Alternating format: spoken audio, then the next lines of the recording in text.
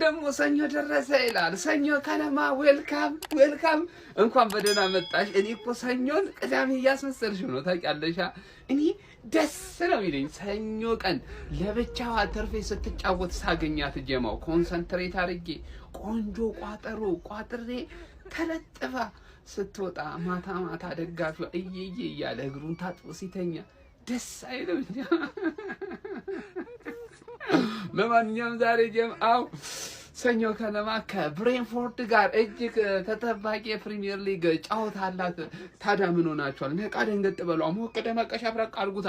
ሰኞ እኮ ነው። ከአንቺ ውጪ ማንም የሚጫወት የለም። ሰኞ ከነማ ስለሆነ አንቺ ላይ ወጠረን ምንም አይሰራልንም እኮ። ግን እናንተ ትንሽ ከፍቷችሁ እግራችሁን ታጥባችሁ ስተኙ ማየት ደስ ይለናል። ገብቷል አይደል? ደስ ስለሚለን የደንቡን እንቋጥራለን። ጥፍያው ማታ ብሬንፎርድ እግርሽን አስታጥቦ እጅሽን አስታጥቦ ጠቅልል አድርጎ ቢያስተኛሽ እኔ ደስ ነው የሚለኝ። የማብሸቂያ ቪዲዮ ማታ አልሰራም። ሶስት ብቻ ነው የምሰራው። ከዚህ ሶስት ብቻ እንኳን ለሰኞ አደረሳችሁ ማለት ፈልጌ ነው የመጣሁት። ኮፒ ሊንክ ሼር አድርጉና አዳርሱልኝ። ይመቻችሁ። ፉአድ ቀንደኛ የአርሰናል አክቲቪስት በዚህ መልኩ አስተያየቱን ሰጥቷል።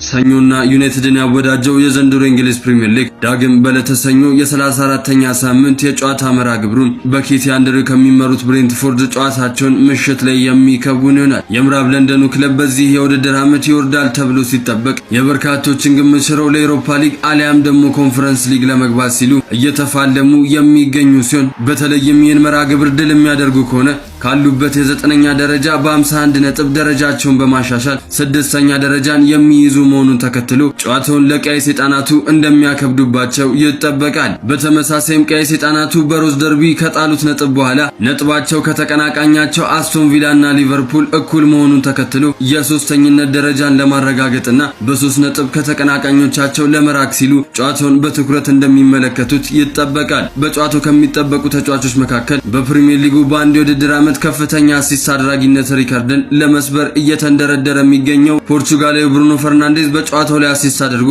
ለሪከርዱ ይቃረባል የሚለው የሚጠበቅ ነው። የጨዋታ ግምታችሁን ኮሜንት ላይ ያጋራችሁ ፎሎ፣ ላይክ፣ ሼር፣ ኮፒ ሊንክ ማድረግ እንዳይረሳ። ይመቻችሁ።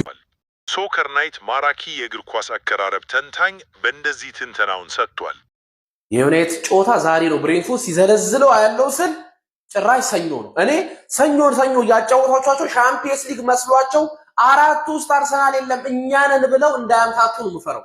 በየክለብ በየንትኑ የሆነ ብርድ ልብስ ጆንያ ጥርሳቸው ላይ ነገር አድርገው አሰልጣኝ ካሪ ክለብ ሄዶ እኮ ግራ ገብቶት አላወቃቸው በቃ ዜሉ ብሎ እስኪመለስ ድረስ ሲጠጣ ያደረሰው እኛ ቅዳሜ የተጫወትን ሻምፒየንስ ሊግ የተጫወትን እና አቶዬ ሰኞ የሚጫወቱት ለምንድን ነው?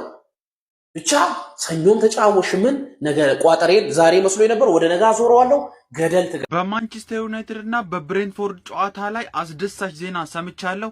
እናንተ ለ50 ለማንቸስተር ዩናይትድ ደጋፊዎች ሼር እያደረጋችሁ እስከ መጨረሻው ድረስ ተከታተሉኝ። እንግዲህ ማንቸስተር ዩናይትድ ዛሬ ምሽት 4 ሰዓት ላይ ብሬንትፎርድን በግዙፉ ኦልድ ትራፎርድ ስቴዲየም ላይ ያስተናግዳል። ይህንን ጨዋታ የምትመለከቱበትን ያለምንም ኔትወርክ መቆራረጥ ማለት ነው የምትመለከቱበትን አፕሊኬሽን ቴሌግራም ቻናል ላይ አብሩሽ ዩናይትድ ወይም ደግሞ በላይ ባስቀመጥኩላችሁ ቴሌግራም ሊንክ እየገባችሁ መከታተል ለምትችሉ የደረሰኝ መረጃ ያመለክታል። ይህ ለማንቸስተር ዩናይትድ ደጋፊዎች እንዲሁም ዲኤስቲቪ ክፍያ ላለፈባችሁ ወይም ደግሞ ዲኤስቲቪ ለሌላችሁ ለሁላችሁም ይህ ጥሩ አማራጭ ነው ብዬ ተስፋ አደርጋለሁ። እየገባችሁ ሁላችሁም ጆይን በሉት። ልክ ምሽት 12 ሰዓት ሲሆን አፑ ይለቀቃል። ሁላችሁም እየገባችሁ ጆይን እያላችሁ ጠብቁኝ። ድል ለእንግሊዙ ኩራት ማንቸስተር ዩናይትድ። ሰኞ ከነማ ዛሬ ትመለሳለች። ዛሬ የዩናይትድ ደጋፊዎች ሁለተኛ ክለባችሁ ሊጫወት ነው ዩናይትድ ማለት ነው። ያው አንደኛ ክለባችሁ ሲቲ ነው ብዬ ነው ከእናንተ በላይኛ ነው ሲቲ ደጋፊ እያላችሁ ስለሆነ ማለት ነው። ለማንኛውም ዛሬ ዩናይትድ ከብሬንትፎርድ ይመለሳል።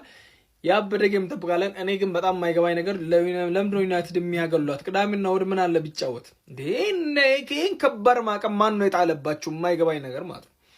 ማን ነው ይሄንን ከባድ ማዕቀብ የጣለባቸው? ሰኞ አረብ ምናምን በቃ አጓጉል ቀን ብቻ። ኤኒዌይ የትም አታመልጭም፣ ሌላ ጌም ስለሌለ ማለት ነው። ከተሸነፍሽ ትረገጫለሽ። ጠብቂ፣ ምንም ማድረግ አንችልም። ስለዚህ ቆፍተን ብለሽ ተጫወች። ጀማው እንዴት ናችሁ? ሰላማችሁ በያላችሁበት ብዝት ይበል። ዛሬ የአንድነታችን ምልክት፣ የአንድነታችን አስተዋጽኦ፣ የአንድነታችን ጉልህ ሚና የሚታይበት ዛሬ በኦልድ ትራፎርድ ምሽት 4 ሰዓት ላይ ይጀምራል ነው የምላችሁ። ዛሬ ግድ ነው። ሁልሽም የሊቪ የአርሰናል የቼላው አይ ቲንክ ቼላው ከማንቸስተር ወንድም ጥላ ናችሁ መሰለኝ፣ አያገባኝም። ግን ሊቪያንስ እንደ አርሰናል ዛሬ ኦልድ ትራፎርድ ላይ ለንቦቹ የአንድነታችን አንድ መሆናችንን ለንቦቹ ድጋፋችንን ማሳየት አለብን ነው ማለት። ዛሬ ግድ ነው፣ ቋጠሮ ያስፈልጋል። ጀማው ዛሬ ንቦቹ ኦልድ ትራፎርድ ሜዳ ሄደው ማር ሰርተው እንደሚመጡ እኔ 100% እርግጠኛ ነኝ። እና ጀማው ስለዚህ ዛሬ ከንቦቹ ጎን ሆነን መቋጠር እንዳለብን ለነገራችሁ ነው የመጣሁት። ይሄን ቪዲዮ ኮፒ ሊንክ ሼር ኮፒ ሊንክ እየረገጣችሁ ይደረስ ጀማው። ዛሬ ከንብ ጎን ነን። ዛሬ አባቴ ንቧ ዛሬ ኦልድ ትራፎርድ ሜዳ ሄዳ ንብ ማር ሰርታ ትመጣለች። ዛሬ አንድነታችንን የምናሳይበት ዛሬ ነው ጨዋታው ጀማው። ኦልድ ትራፎርድ ምሽት 4 ሰዓት እንገናኝ። እወዳችኋለሁ። ይመቻል። ለማንቸስተር ዩናይትድ ደጋፊዎች ሰበር ዜና ተሰምቷል ማለት ነው። ይሄን ዜና ከመናገር በፊት ማለት ነው አካውንቴ ውስጥ እየገባችሁ አካውንቴን ኮፒ ሊንክ አድርጉት ጋይስ። አካውንቴ በጣም እየተመታ ነው። አካውንቴ ውስጥ ገቡና የሼር ምልክቷን እየነካችሁ 10 ጊዜ ብቻ ኮፒ ሊንክ አድርጉት አካውንቴን።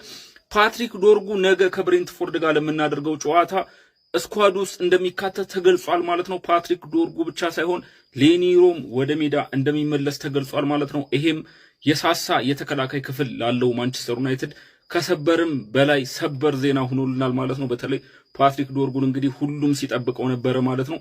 ባላንዶር ይሰጠው ማግስት ማለት ነው በጉዳት አጣነው ነበር። ፓትሪክ ዶርጉ ባላንዶር ይገባዋል በዚህ ፐርፎርማንሱ ባልንበት ማግስት በጉዳት ያጣነው ፓትሪክ ዶርጉ አሁን ላይ ተመልሷል ማለት ነው። የሚገርመው ነገር ደግሞ ሲጎዱም አንድ ላይ ሲመለሱም አንድ ላይ የሚሆነው ነገር ዲላይ ሲመለስ ፓትሪክ ዶርጉም ተመልሷል ማለት ነው። ይመቻችሁ። ተጫውተን ስንመጣ 3-4 ጨዋታ ሻሼ ትመጣለች አንዴ ሰኞ ማታ ብሏል።